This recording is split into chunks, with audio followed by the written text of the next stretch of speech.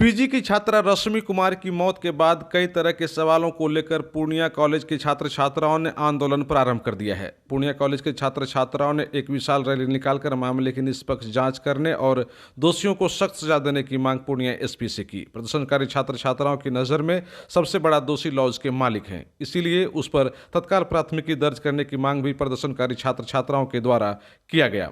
छात्र छात्राओं ने कहा कि लॉज में जिस रात घटना घटी उससे संबंधित ऐसे कई सवाल हैं जिसका जवाब लॉज के मालिक के द्वारा नहीं दिया जा रहा है। छात्र छात्राओं ने सवाल खड़ा करते हुए कहा कि बिना प्रशासन के परमिशन का अर्थात बिना लाइसेंस का लॉज कैसे चलाया जा रहा था। लॉज चलाया जा रहा था तो उसमें सीसीटीवी कैमरे की व्यवस्था क्यों नहीं की गई थी। लड़के लड़कियों को एक साथ रहने की अनुमति क्यों दी गई थी। दोनों के लिए अलग अलग कैंपस की व्यवस्था क्यों नहीं की गई थी। घटना की रात रश्मि के रूम के आसपास की सभी लड़कियां एक साथ क्यों लापता थीं। रश्मि के रूम के सामने केवल एक ही लड़का को रहने की अनुमति कैसे दी गई थी, जो कि उस रूम मालिक का ही रिश्तेदार था।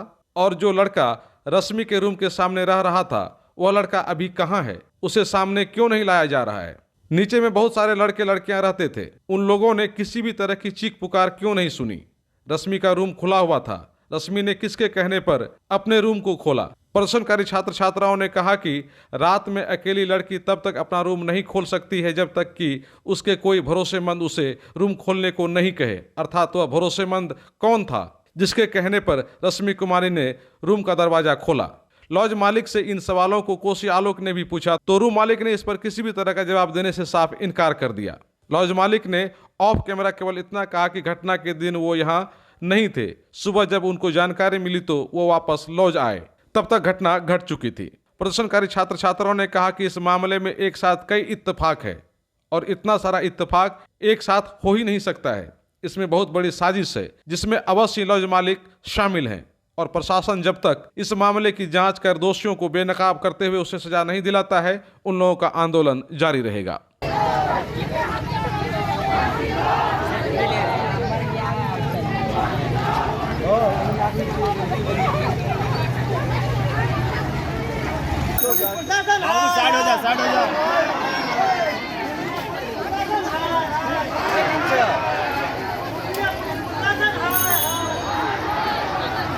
क्या डिमांड है आप लोगों का? रश्मि क्या पूरा जांच किया जाए, लॉज ऑनर पे कार्रवाई की जाए और उसके जो भी कातिल है उसको फांसी की सजा दी जाए, उस पे कड़ी से कड़ी सजा दी जाए। क्या लगता है जल्दी से जल्दी पोस्टमार्टम का रिपोर्ट लाया जाए। इस मामले में कौन दोषी है आपकी लोगों के नजर में? सबसे पहले तो लॉज ऑनर दोषी है। कैसे? क्योंकि बॉयज एंड गर्ल्स को दोनों को एक साथ लॉज में रखना ये कानून नहीं है। एक ही जगह ऊपर सीसीटीवी कैमरा नहीं है। लॉज ऑनर अगर अब्सेंट है तो उसे गर्ल्स को लॉज खाली करने के लिए बोल देना चाहिए था। इस तरह से गार्जियन को बता देना चाहिए था कि मैं नहीं हूँ। यहाँ तक कि गार्जियन के बारे में भी लॉज ऑनर को कुछ मालूम नहीं है, तो इस तरह से लापरवाही उसके मौत का नतीजा है। और सबसे बड़ी बात वो घर पे नहीं थी, जिस रोज ये हुआ वो घर पे नहीं थी, कहीं गई हुई थी। लॉज ऑनर सब सोची समझी साजिश है। अगर सीढ़ी से गिरती है तो वो मतलब रूम में थोड़ी जाएगी। अगर वो खून से लथपथ है तो वो हॉस्पिटल जाएगी ना, रूम में कैसे पहुंचेगी। आप ब्लड का क्वांटिटी देखे हैं 1.5 से 2 kg, मतलब जितना बॉडी में ब्लड होता है वो सारा निकला हुआ है। अब बोलते हैं बॉडी पे निशान नहीं है, कैसे निशान नहीं है। आज एक गांव से उठ करके बच्ची लोग आती है, पीजी करने के लिए आती है, पढ़ रही है और उस पे उसका मतलब मार दिया जाता है उसको। तो आपको क्या लगता है कि इसके लिए जिम्मेदार कौन है? जिम्मेदार लॉज ओनर होंगे। वहाँ पे जो रह रहे हैं वो एक तो इसलिए बोल सकते हैं कि लड़का लड़की, ऊपर भी लड़का रह रहा है नीचे भी लड़की रह रही है। कहाँ देखे आज तक देखे लॉज में कहीं लड़का लड़की एक साथ रहती है? पूर्णिया में जितना लॉज है, जितना सबको रजिस्टर होना चाहिए। सीसीटीवी का उत्तम व्यवस्था नहीं है, आप लॉज कैसे चला रहे हैं? लॉज संचालक जो होते हैं, संचालक जो होते हैं, एक तो या बिना रजिस्ट्रेशन का लॉज कैसे चल रहा है। और गर्ल्स के लिए रूल रेगुलेशन सीसीटीवी कैमरा होना चाहिए।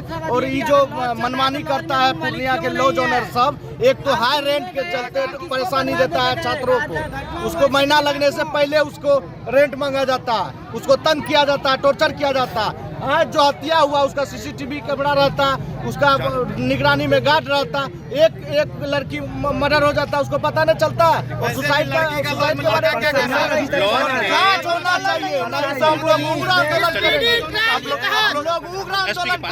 क्या चाहते हैं? हम लोग क्या चाहते हैं कि रश्मि को जो फिजिक्स डिपार्टमेंट की छात्रा है जो इसका हत्या हुआ है या आत्महत्या, इसका निष्पक्ष जांच हो करके अगर दोषी को सीढ़ी से गिरी थी तो सीढ़ी से रूम में कैसे गई? बॉडी कैसे चला गया रूम में? और गेट से खुला हुआ था, अब खून से भी लथपथ थी। तो सीढ़ी पर अगर गिरी भी तो कितने बजे गिरी? जब इतने सारे स्टूडेंट्स थे, इतने सारे बॉयज एंड गर्ल्स सभी को इलाज में थे, तो किसी को पता क्यों नहीं चला कि वो सीढ़ी से गिरी? और सीढ़ी अभी लेकिन डॉक्टर ने कहा कि उसके बॉडी पर चोट का ऐसा कोई निशान नहीं है। तो लॉज ऑनर ये कैसे कह रहे हैं कि सीढ़ी से गिरी? इतने सारे ब्लड से वो क्यों लथपथ है?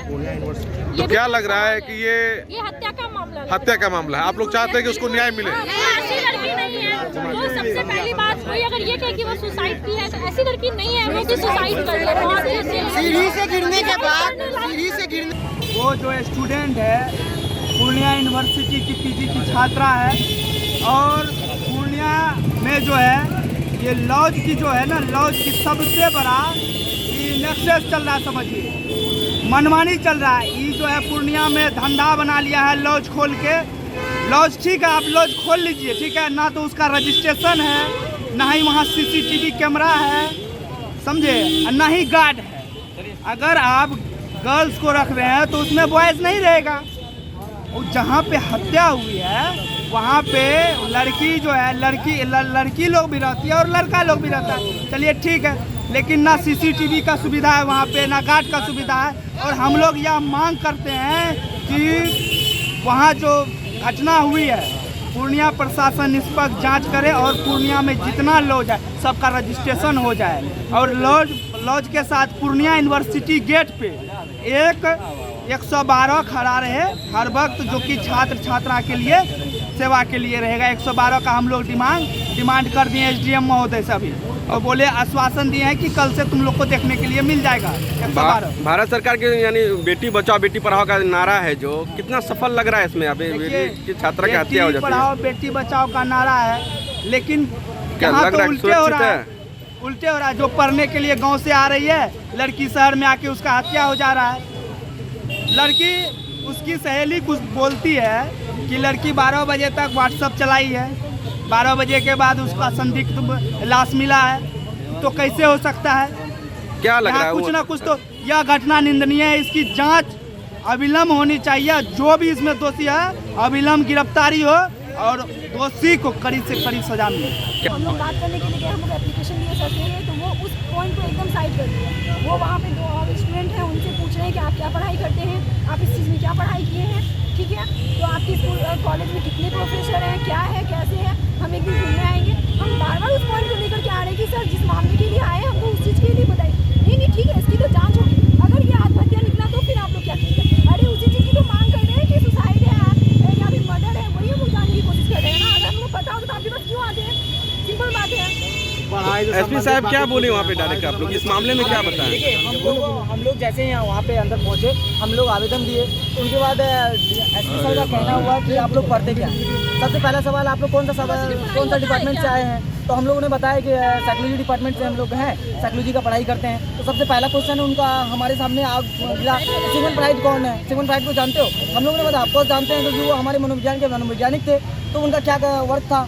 तो तुरंत हम लोगों ने बताया कि जो उनका मनोविश्लेषणात्मक के बारे में उनका सिद्धांत का वर्णन किए हैं। तो बोले ये इतना हिंदी क्यों बता रहे हो? तो बोले सर हम लोग हिंदी मीडियम से ही पढ़ रहे हैं। तो हिंदी मीडियम में क्या पढ़ रहे हो? अभी साइकोलॉजी का किस पढ़ाई हो रहा है? हम उसको बोले भी कि सर हमारे डिपार्टमेंट में जो अभी क्लिनिकल साइकोलॉजी की पढ़ाई हो रही है, उन्हें विश्लेषणात्मक सिद्धांत का वर्णन करना है, उन पर हम लोग टॉपिक लिख रहे हैं, इनके बारे में चर्चा कर रहे हैं। तो उन बातों को हम लोगों ने जैसे आवेदन दिया उन बातों को डाइवर्ट कर दिया गया। दूसरा छात्र से पूछ लिया गया कि आप कौन सा सब्जेक्ट से हैं, क्या पढ़ते हैं? तो उन लोगों ने बता दिया कि हम पॉलिटिकल से है। तो who is the father of political?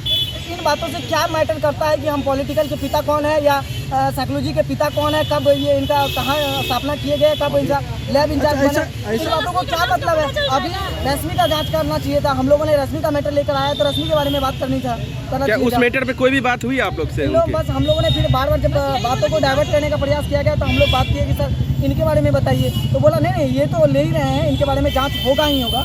और क्या कहता है, तो आप लोग जो पढ़ते हैं थोड़ा ठीक से पढ़िए। अभी बिहार में नौकरी लेना आसान नहीं है। हम लोगों ने फिर से उनको डाइवर्ट किया कि देखिए सर नौकरी की बात नहीं है, बात यहाँ पे ये है कि रश्मि का मर्डर कांड के बारे में बात करना है और ये आत्महत्या लगता नहीं है। तो वो बोला कि पोस्टमार्टम रिपोर्ट आ जाने दो, उनके बाद ही बात करेंगे ये आत्महत्या है या क्या कहता है ये हत्या है। कितना सीरियस? देखिए हत्या इसीलिए नहीं माना जा सकता है, अगर उनका ब्रेन हैमरेज होता, रूम मालिक का कहना था कि वो सीढ़ी पर से गिरी और उनका सेंसलेस हो गई, अगर वो ब्रेन हैमरेज से अगर डेथ हुई होती तो उनके रूम में ब्लड नहीं होता।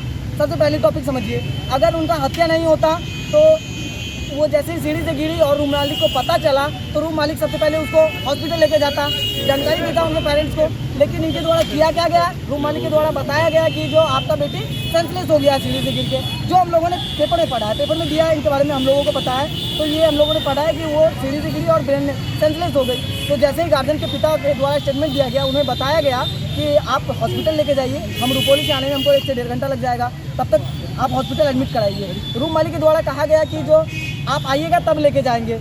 जरा से ये सोचिए कि अगर ये कहाँ की मानवता लग रहा है, अब बस ये आत्महत्या नहीं है और ये हत्या है।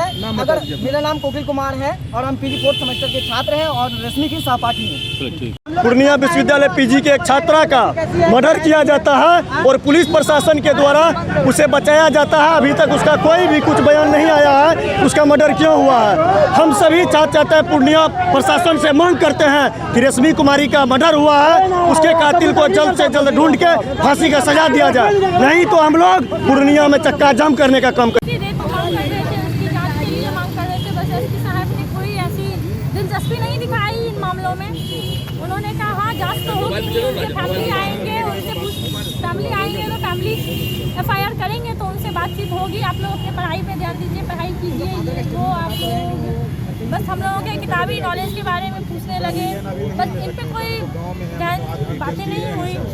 इस बातों पर कोई जिस चीज़ के लिए हम लोग यहाँ आए उस चीज़ पे कोई डिस्कशन नहीं किया गया। हम लोगों की यही है कि SP ने कोई खास रिस्पॉन्स नहीं दिखाया।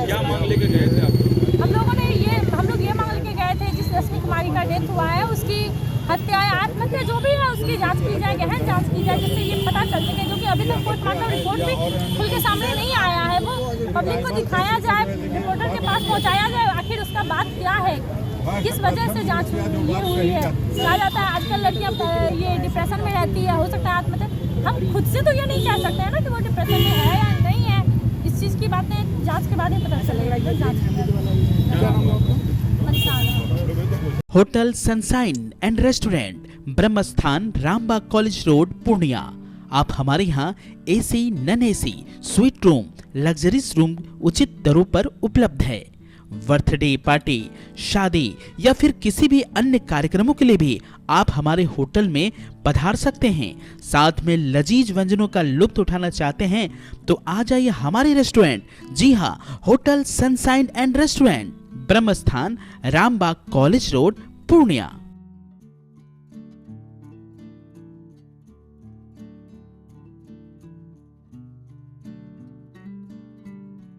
अब आपको पटना, सिलीगुड़ी या बाहर इलाज के लिए जाने की कोई आवश्यकता नहीं, क्योंकि अब सीमांचल और कोसी जोन के मरीजों के लिए खुल गया एक सुपर स्पेशलिटी हॉस्पिटल। आपके शहर पूर्णिया के NH31 लाइन बाजार कप्तान पुल के पश्चिम में Galaxy Hospital and Heart Care Centre. Service to all from top to bottom. Doctor BN Kumar द्वारा संचालित Galaxy Hospital and Heart Care Centre 24 घंटे इमरजेंसी विशेषज्ञ डॉक्टरों द्वारा। इसके अलावा पूरे देश के प्रशिक्षित टेक्नीशियन, पारा मेडिकल स्टाफ और डॉक्टर अस्पताल में मौजूद है। 24 घंटे इमरजेंसी की सुविधा के साथ pharmacy, diagnostic, ambulance, treatment, admission, radiology, pathology, neurology and respiratory medicine. 4 bed का अत्याधुनिक डायलिसिस यूनिट और 20 बेड का अत्याधुनिक ICU और CCU। BPL कार्डधारी मरीज को प्रत्येक रविवार निःशुल्क देखा जाता है एवं भर्ती मरीज का रियायती दर पर इलाज किया जाता है। साथ ही प्रत्येक महीने के 5 तारीख को सामान्य रोगी को निःशुल्क देखा जाता है। Galaxy Hospital and Heart Care centre, address NH31 line बाजार, वेस्ट ऑफ कप्तान पुल, पूर्णिया।